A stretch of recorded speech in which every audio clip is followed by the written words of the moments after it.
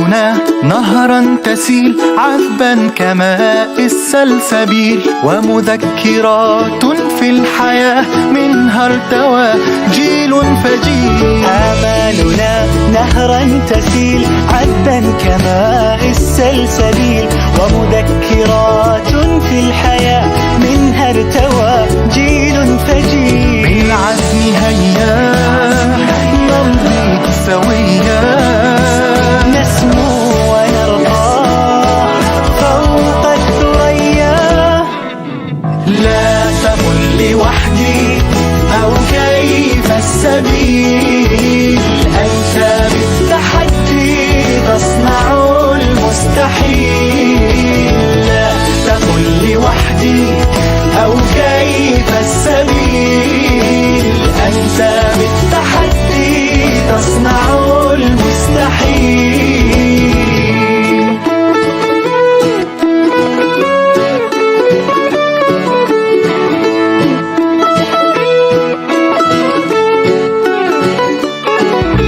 نمضي على سنن الهدى وعن المبادئ. Masuk pada pembahasan pertama tentang memandikan mayit.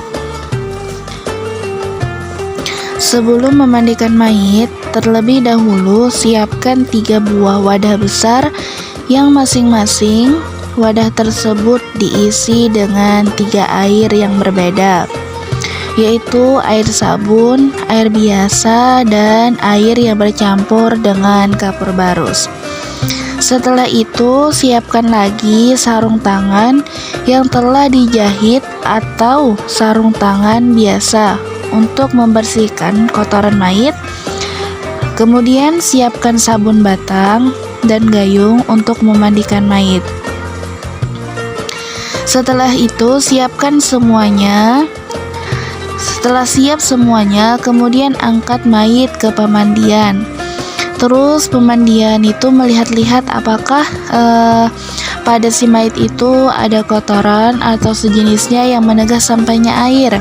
Nah, setelah diperiksa ternyata tidak ada yang menegah, maka dilanjutkanlah mengubal baik kemaluan mayit yang di muka maupun kemaluan mayit yang di belakang. Kemudian setelah itu gosok-gosoklah badan si mayit supaya kotoran yang melekat itu hilang. Nah, setelah digosok-gosok, kemudian siramkanlah air sabun ke bagian kanan badan mayit 3 kali, terus siramkan ke bagian kiri badan mayit sebanyak 3 kali, terus siramkan lagi ke bagian tengah. Nah, baru setelah itu miringkanlah si mayit ini ke sebelah kanan dan sebelah kiri sambil disiramkan air. Dan setelah selesai barulah si mayit diwudukan.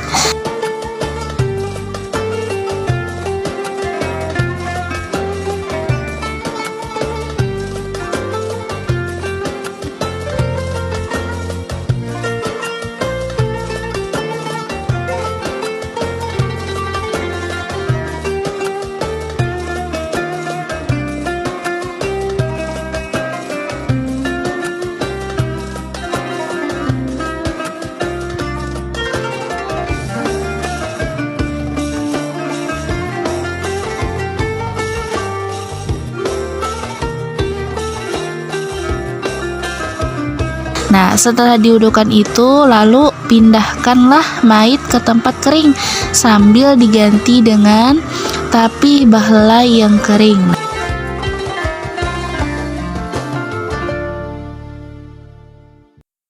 Sembari meletakkan mayit, kain kafan yang telah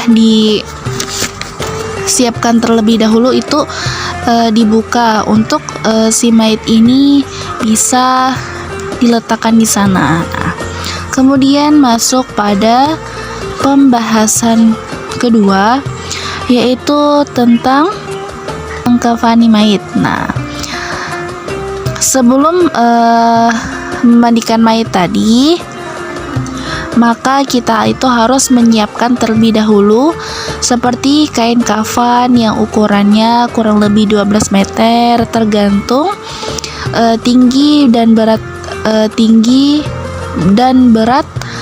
badan si mayit tersebut. Kemudian siapkan kapur barus, cendana, gunting, jarum, benang, kapas, dan tapi bahlai. Nah, kemudian pada kain kafan tersebut dipotong sesuai dengan ukuran dan tinggi badan si mayit. Memotongnya pun dilebihkan 1 jengkal, baik untuk bagian kepala maupun untuk bagian kaki. Mengukurnya pun dengan tali rapia atau sejenisnya. Nah, setelah dipotong, kain kafan dibagi menjadi 3 bagian. Maka pada potongan yang ketiga, kain kafan tersebut dibelah menjadi dua potongan, dan setelah itu potongan dari kain ketiga tersebut dijahit pada kain yang lain sehingga berbentuk menjadi lembar-lembar kain. Nah, kain tersebut itu dinamakan dengan kain mamais. Untuk perempuan, penggunaan kain kafan dibagi menjadi beberapa macam, yaitu 2 lapis untuk kain mamais, baju, tapih, dan kerudung. Dan sisa dari kain kafan tersebut dibikin menjadi upu-upu dan tali pocong yang terdiri dari 5 tali. Nah, kemudian sebelum meletakkan kain mamais, maka terlebih dahulu meletakkan kelima tali pocong yang peletakannya ada di beberapa tempat. Pertama, letakkan di bagian atas kepala, kedua di bagian dada, ketiga bagian pinggang, keempat bagian paha, dan yang terakhir di bagian setelah ujung-ujung kaki. Setelah diletakkan tali pocong tersebut, barulah letakkan kain mamais yang pertama. Nah, setelah diletakkan kain mamais tersebut, barulah taburkan hanut. Ya, hanut itu ialah kapur barus yang bercampur cendana, jadi dinamai dengan hanut. Nah, taburilah hanut tersebut pada kain mamais. Nah, setelah ditaburkan, barulah letakkan lagi kain mamais yang kedua. Nah, terus diulang lagi menaburkan hanutnya. Nah, setelah ditaburkan hanut, baru letakkan baju, tapi dan terakhir letakkanlah upu-upu yang telah kita jahit dengan kafas yang sudah bercampur dengan hanut. Baru setelah selesai menyiapkan kain kafan tersebut tadi, barulah kita angkat si mayit dan letakkanlah si mayit itu di atas kain-kain yang telah kita siapkan tadi. Kemudian pasangkan upu-upu pada si mayit dan ikat dengan tali yang telah dibuat.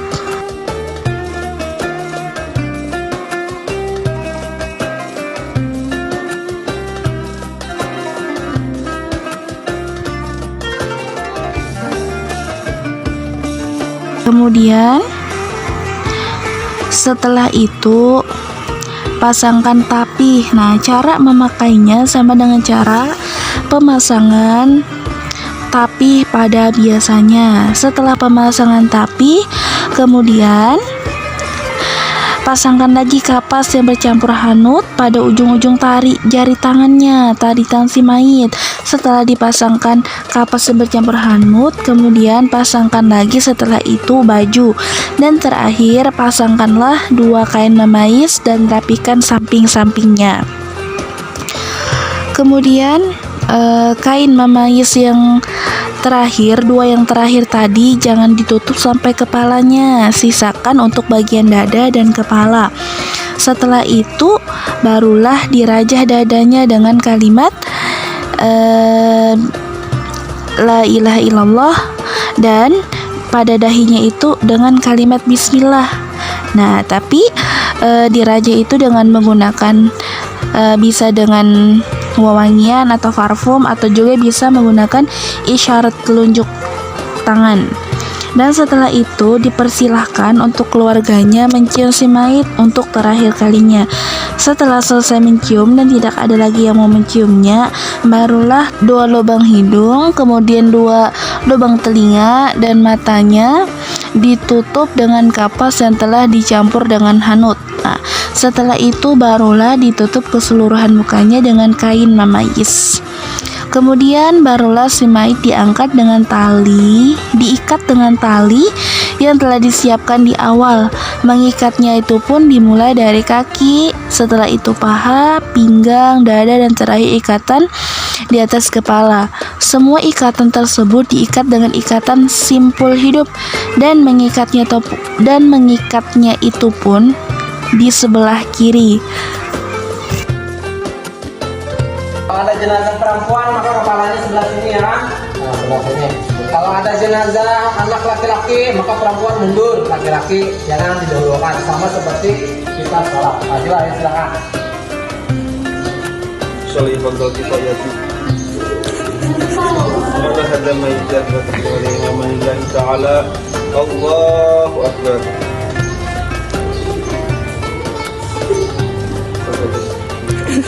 Dolin amin.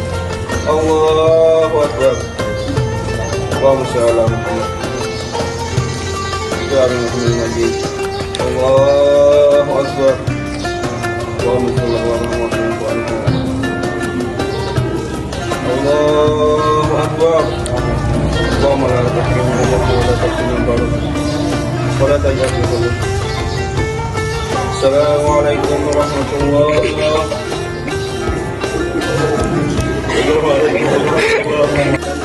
Setelah proses menyolatkan mayat dan tahapan terakhir yaitu adalah menguburkan si mayat atau menanam si mayat ini ke dalam tanah.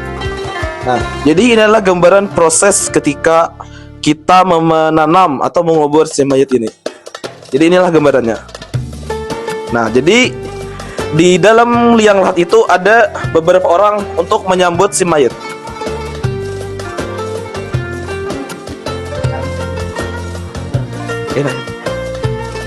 Nah, jadi masukan pertama adalah bagian kepala.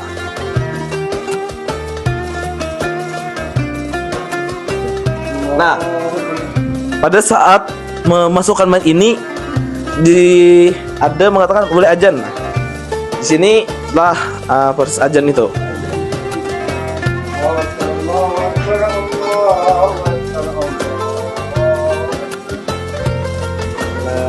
La ilaha illallah, asyhadu an la ilaha illallah, asyhadu anna Muhammadar Rasulullah, asyhadu anna Muhammadar Rasulullah.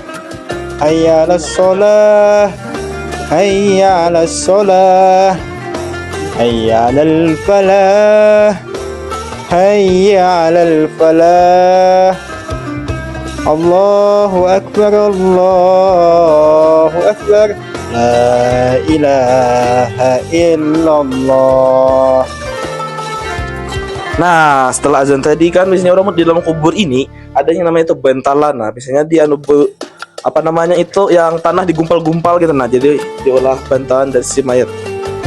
Nah, jangan lupa kan tadi saat mengkafankan si mayat tali ini tidak diikat dengan mati. Nah, jadi seluruh bagian itu dibuka dan pipi si mayat atau ya ditempelkan ke liang lahat. Ini adalah gambarannya.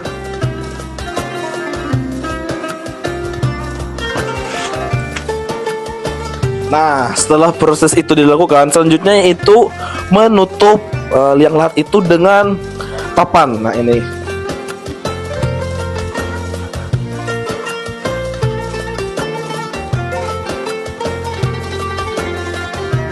Nah, setelah papan terpasang di liang lahat, selanjutnya itu biasanya kan di kampung-kampung itu ditaburkan dengan yang bebungaan gitu nah, atau benda-benda yang daun-daunnya hidup gitu nah. Ya, jadi setelah itu lalu galian tanah itu ditumpahkan ke dalam kubur ini sehingga seluruh liang ini tertutup. Yasin wal Qur'an al-Hakim, innaka laminal mursalin ala siratin mustaqim, tanzilul azizir rahim, biqulubi qawmin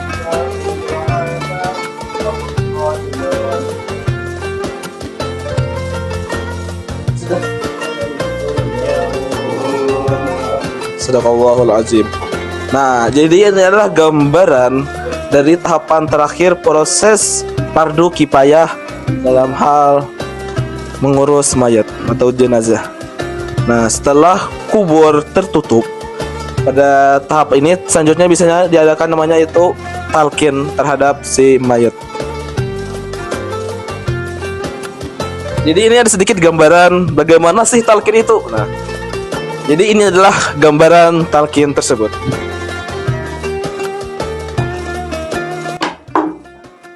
Ma rabbuka wa man nabiyuka wa ma dinuka wa ma islamuka wa ma qiblatuka.